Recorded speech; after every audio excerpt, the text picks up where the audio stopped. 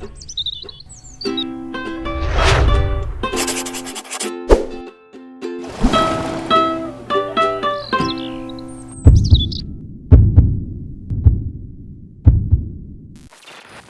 meus amigos, um dia de muita paz para todos nós. Voltamos! Acabou as férias, né? Coisa boa! Gente, é uma alegria enorme retomarmos o nosso estudo da obra Revista Espírita e hoje exatamente 20 de janeiro de 2025. Uma alegria enorme estarmos aqui. Vamos retomar as gravações, 1861, ano 4, nós estamos no mês de março. Já vamos solicitar para a nossa Carlinha fazer a nossa prece de gratidão.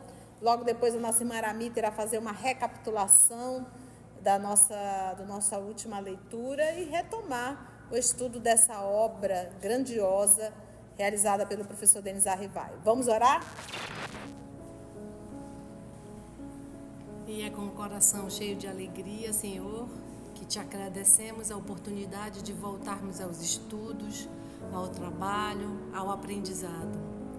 E mais um ano te pedimos a tua companhia constante, o teu auxílio, abrindo nossas mentes para as lições que vamos receber e pedimos a ajuda sempre para colocar em prática, para vivenciar realmente as lições que aqui aprendemos.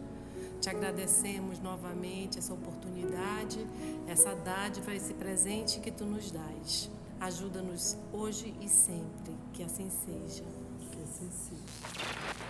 Rememorando, no nosso último estudo, nós estamos lendo o comentário do Allan Kardec sobre um artigo do senhor Deschanel,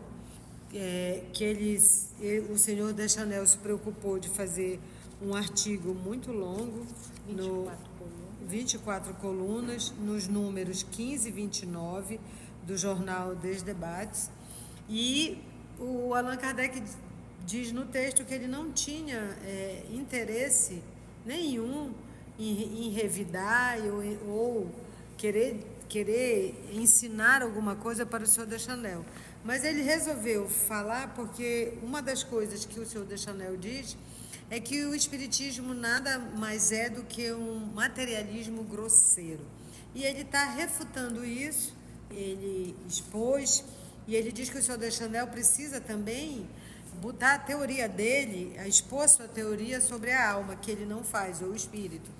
Mas ele vai dizer que isso é uma grande bobagem, né? Dizer que o espiritismo é um materialismo grosseiro, e ele vai estar colocando esses pontos sobre isso. Estamos nessa parte.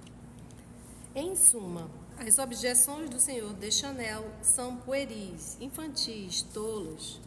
Se fosse um homem sério, se tivesse criticado com conhecimento de causa e não se houvesse exposto ao pesado equívoco de taxar o espiritismo de doutrina materialista, por certo teria procurado aprofundar o assunto. Teria vindo nos encontrar, como tantos outros, pedir esclarecimentos que com prazer lhe daríamos, mas preferiu falar conforme suas próprias ideias, que sem dúvida encara como o supremo regulador, como a unidade métrica da razão humana. Ora, como sua opinião pessoal nos é indiferente, não nos preocupamos absolutamente em mudá-la. Razão porque não demos um só passo nessa direção, nem o convidamos a nenhuma reunião, como a nenhuma demonstração. Se ele quisesse saber, teria vindo. Como não veio, é porque não o queria, e não seríamos nós a querer mais do que ele. Então, ele falou tudo isso, como ele também falou que ele disse assim, olha, se ele tivesse interesse, ele tinha vindo e eu teria respondido para ele como respondi para outras pessoas. E aí ele fala, né, também de outros, né, como o senhor Fliguier, que ele dirigiu perguntas, e que ele diz que isso é uma grande bobagem, por isso que ele diz que é pueril, que ele diz que a coisa primordial que o espiritismo faz é combater o materialismo. Não, são duas coisas que não, vamos dizer assim, podem estar juntas, nem coadunar juntas, que é materialismo e espiritismo.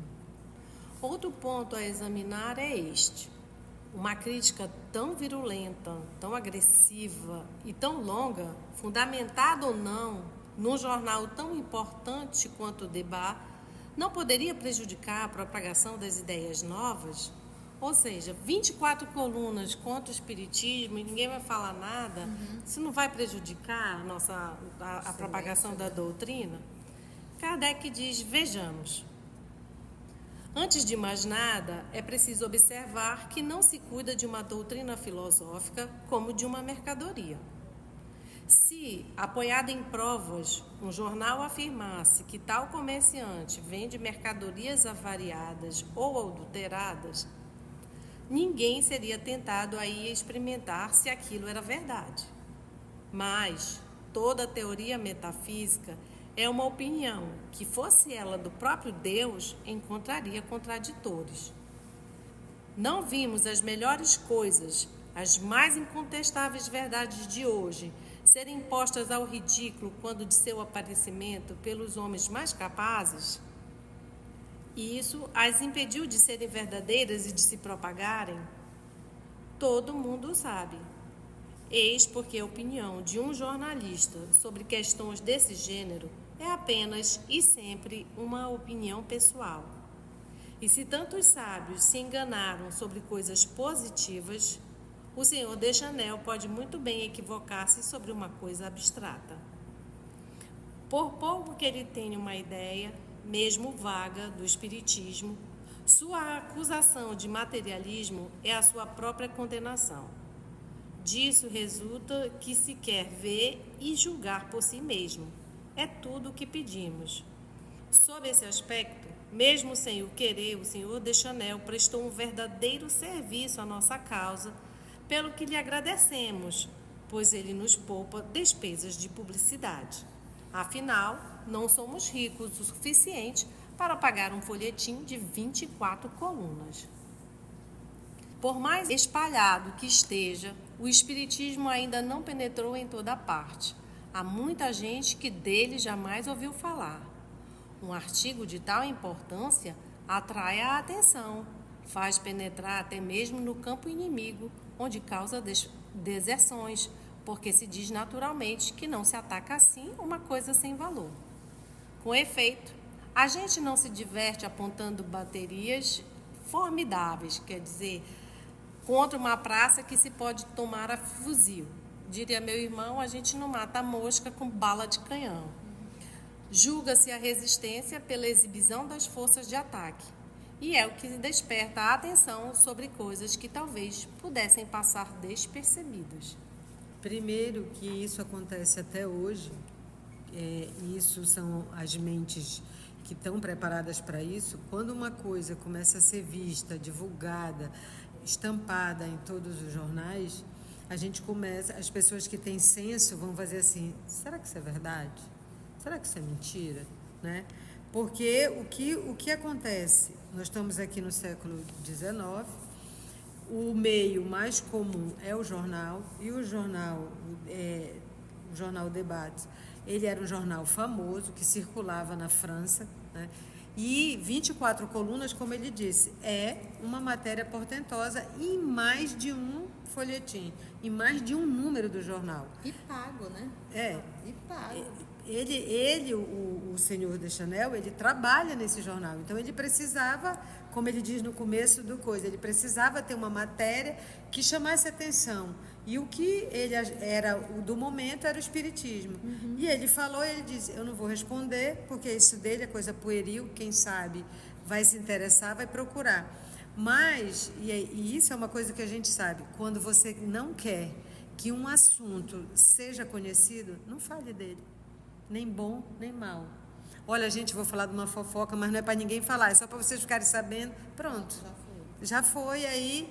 E uma coisa hoje, uma coisa muito fácil que a gente diz na internet é assim, se você não quer que ninguém fique sabendo, não reposte. Repostar, mais divulga. A mesma coisa os espíritos diziam para o Kardec, e a gente já viu isso em outros números. Não precisa responder. Isso é divulgação. Pode deixar que isso vai, na realidade, quem precisa saber, tomar conhecimento que não está sabendo, vai tomar conhecimento, e se tiver pronto, vai procurar, vai saber, vai se informar, vai comprar, que já tinha o Livro dos Espíritos, já tem o Livro dos Médiuns, já foi lançado. E as edições sempre se esgotavam. Uma edição, segunda edição, sempre se esgotava. Então ele diz, não adianta, isso aqui para nós é divulgação. Isto não passa de raciocínio. Vejamos se os fatos o vêm contradizer. Julga-se do crédito de um jornal, das simpatias que encontra na opinião pública pelo número de seus leitores. O mesmo deve dar-se com o Espiritismo, representado por algumas obras especiais. Só falaremos das nossas, porque lhes conhecemos o número exato. Pois bem, o Livro dos Espíritos, que passa por conter a mais completa exposição da doutrina, foi publicado em 1857.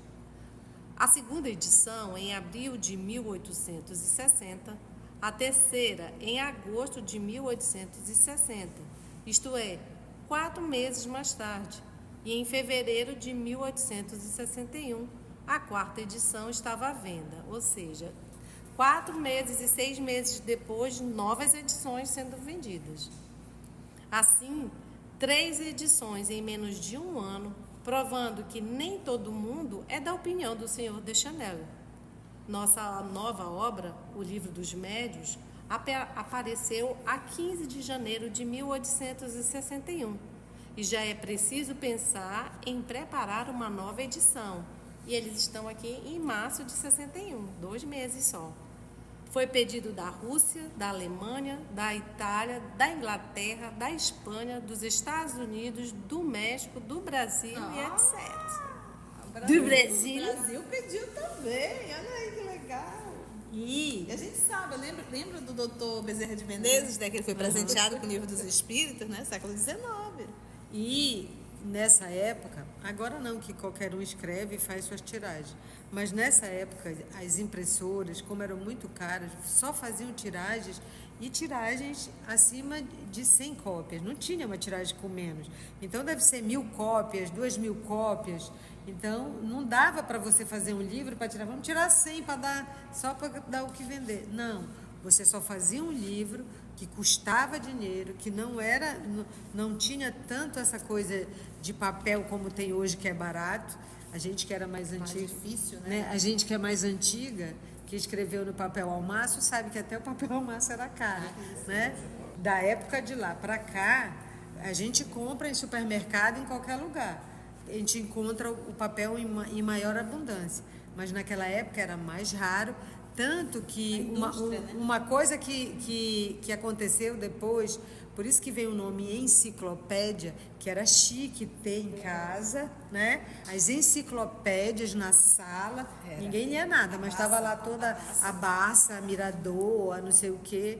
Então era chique, tinha os vendedores e você fazia o carnê de não sei quantas 1.000 prestações para ter aquele livro que era raríssimo, né? Então, isso aqui prova como foi uma coisa que chamou muita atenção e que vendeu e que esgotou e que fez de novo todo esse número que ele está dizendo aí. Não era só a questão do papel também, a própria maneira de imprimir os livros era muito mais lenta. Era. Tudo que é artesanal é mais lento e mais caro, né? Quando estourou a indústria, né? Aí aquele período, aí as coisas se tornaram mais rápidas, né? A quantidade aumentou, né? A numeração barateou um pouco mais, mas antes disso, né? Era complicado. Ia pro prelo. Prelo, exatamente. Os artigos do jornal de Debat apareceram em novembro último. Se tivessem exercido alguma influência sobre a opinião pública, teria sido precisamente sobre a Revista Espírita que publicamos, que tal influência teria feito sentir-se. Ora, a 1º de janeiro de 1861, data da renovação das assinaturas anuais, havia 1/3 a mais de assinantes em relação à mesma época do ano precedente, e diariamente recebe novos que, coisa digna de nota, pedem todas as coleções dos anos anteriores, de modo que foi necessário reimprimi-las. Isso prova, portanto, que ela não parece assim tão ridícula. De todos os lados, em Paris, na província, no estrangeiro, formam-se reuniões espíritas. Conhecemos mais de 100 delas nos departamentos e estamos longe de conhecê-las totalmente, sem contar todas as pessoas que disso se ocupam isoladamente ou no seio da família. Que dirão a isto os senhores Deschanel, Figuier e gente da espécie? Que o número de loucos aumenta. Sim, aumenta de tal forma que em pouco tempo os loucos serão mais numerosos que as pessoas sensatas. Mas o que tais senhores, tão cheios de solicitude pelo bom senso humano, devem deplorar é ver que tudo quanto fizeram para deter o movimento produz resultado exatamente contrário. Querem saber a causa? É muito simples. Eles pretendem falar em nome da razão e nada oferecem de melhor. Uns dão como perspectiva o nada, outro as chamas eternas. Duas alternativas que agradam a muito pouca gente. Seria o materialismo, né? O fogo do inferno, né? Entre as duas, escolhe-se a que é mais tranquilizadora. Qual é? O nada ou o fogo do inferno? Depois disso, senhores, ainda vos admirais de ver os homens se lançarem nos braços do espiritismo? Acreditáveis matá-lo, e nós tivemos de lhe provar que o homenzinho ainda vive e viverá por muito tempo. Ele se referiu a Kardec assim, homenzinho? Não, se referiu a quem acreditava nisso, que era como se fosse uma pessoa pequena, menor. Um louco, né? Como ele diz. O número que os de doidos loucos aumenta. Aumenta, né? Porque você tem duas opções naquela época. Ou o materialismo, acabou tudo, ou o fogo do inferno, que era o que o catolicismo ensinava. E qual dos dois é melhor? Tem opção C? Até no céu, quem vai para o céu, né, ficar naquela beatitude eterna, é chato. É chato, é desagradável, né? Você vai pensar, não, tem que ter outra coisa.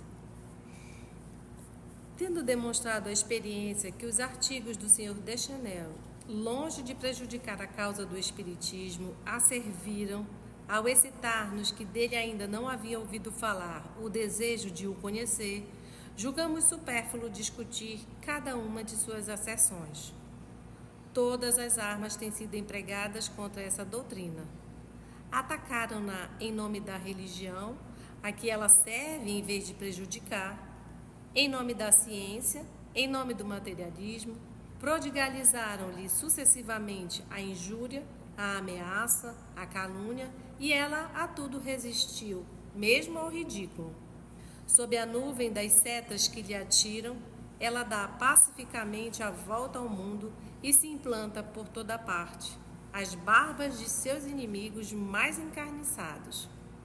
Não está nisto matéria para séria reflexão, e não é prova de que se encontra eco no coração do homem, ao mesmo tempo em que se acha sob a salvaguarda de uma força contra a qual vem aniquilar-se os esforços humanos? E uma prova disso que nós estamos aqui, 2025, estudando e ouvindo, né, esse artigo do Kardec. Porque é uma obra extremamente interessante, é uma obra que merece ser lida, estudada e revista, e que, se não fosse interessante, se perderia no tempo como muitas outras. Então, as grandes obras, elas resistem e ressurgem de época em época e não perde o seu valor, porque está sempre atual, está sempre novo, está sempre dinâmico. E mais do que interessante, ela conversa com cada um, né? Na nossa dor, no nosso dia a dia, no nosso sofrimento, na maneira de enfrentar a vida. Então, assim, ela é muito a nossa vida, né? Para dizer assim, olha, não é à toa, não é... Então, assim, toda uma sucessão de causas que a gente vê que é verdade. Então, assim, mais do que interessante, é uma realidade nossa, né? É notável que no momento em que apareceram os artigos do jornal The Débat, comunicações espontâneas tenham ocorrido em vários lugares, tanto em Paris quanto nos departamentos. Todas exprimem o mesmo pensamento. A seguinte foi dada na sociedade, a 30 de novembro último. Ou seja, esse artigo do jornal Débat foi algo que mexeu tanto com o mundo físico quanto com o mundo espiritual também, né? 24 colunas. 24 colunas e a gente vai... mais de uma edição do jornal. Então a gente vê o mundo espiritual atuando agora, né? Foram várias respostas, né? Vários lugares. Eu acho que isso aí ele sofreu uma influência para divulgar. Sim. Também, né? Então, vamos na comunicação assinada por André Chenier. André-Marie Chenier nasceu em 30 de outubro de 1762 e desencarnou em 25 de julho de 1794, aos 31 anos. Foi um poeta francês considerado precursor do romantismo. Ele foi guilhotinado durante a Revolução Francesa. Seus versos, publicados 25 anos após a sua morte, fizeram um enorme sucesso. E a comunicação da revista Espírita, da sociedade, foi dele. Não vos inquieteis com o que o mundo pode escrever contra o Espiritismo.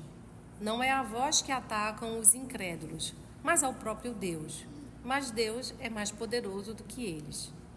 É uma era nova, entendei bem, que se abre ante vós. E os que buscam opor-se aos desígnios da providência, logo serão derrubados. Como foi dito perfeitamente, longe de prejudicar o espiritismo, o ceticismo fere a própria mão e ele mesmo se matará. Já que o mundo quer tornar a morte onipotente pelo nada, deixai-o falar.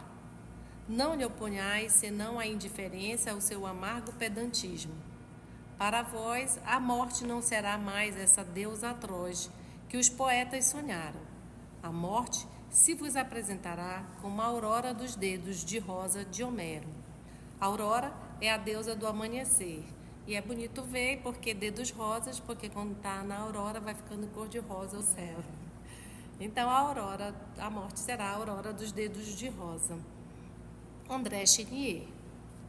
Sobre o mesmo assunto, São Luís havia dito antes, abre aspas, semelhantes artigos só fazem mal aos que o escrevem, nenhum mal fazem ao espiritismo, concorrendo para o espalhar, mesmo entre os seus inimigos.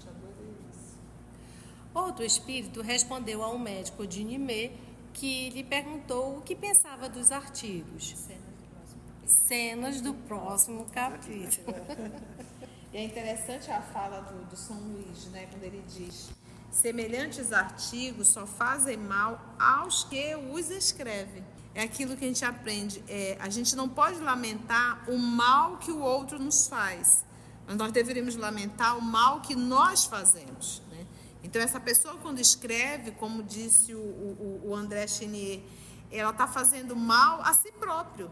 Ela está proferindo, e ela, de certa forma, ela está indo contra a lei divina. Porque o Espiritismo, quando ele fala, o Espiritismo, ele não é um partido religioso. Ele é uma doutrina, ele é uma revelação divina. Então, da mesma forma que Jesus não veio para fundar nenhuma religião, mas para trazer as informações necessárias dentro da lei divina, assim também o Espiritismo, coordenado pelo nosso Senhor Jesus Cristo. Então, nós estamos falando de leis que regem o universo, que estão sendo reveladas. O Espiritismo criou a reencarnação? Não, criou a palavra. A lei sempre existiu. O Espiritismo criou a lei de causa e efeito? Não. Ele está dando nome, mas a lei sempre existiu. Por isso que o Espiritismo ele é uma revelação. Está revelando as leis que sempre existiram, mas que nós não tínhamos conhecimento e consciência da lei. Se você chegou até aqui o final, deixa seu comentário. É muito importante a gente poder ler o teu comentário. Não esqueça de curtir para que possa divulgar a página. Dá o seu like, né? E, se possível, faça a sua inscrição no nosso canal e toca o sininho. Porque quando você toca o sininho, o YouTube avisa para você quando o EOS publicar um novo estudo. Então, receba um grande abraço da família EOS Manaus. E assim finalizamos nosso estudo de retorno e até o nosso próximo estudo, se Deus assim permitir. Agradecendo a Jesus e aos amigos espirituais por mais esta oportunidade de estudo e trabalho. Que assim seja. EOS Manaus. Estudando para servir ao Cristo. Visite nosso site em www.eosmanaus.org. No YouTube, procure o canal EOS Manaus. Participe do nosso grupo no Facebook. No Instagram somos @EOS Manaus. Escute e estude na Rádio Manaus de Estudos Espíritas. Estamos, também, em diversas plataformas de áudio. Procure EOS Manaus, no seu aplicativo preferido. EOS Manaus. Estudando para servir ao Cristo.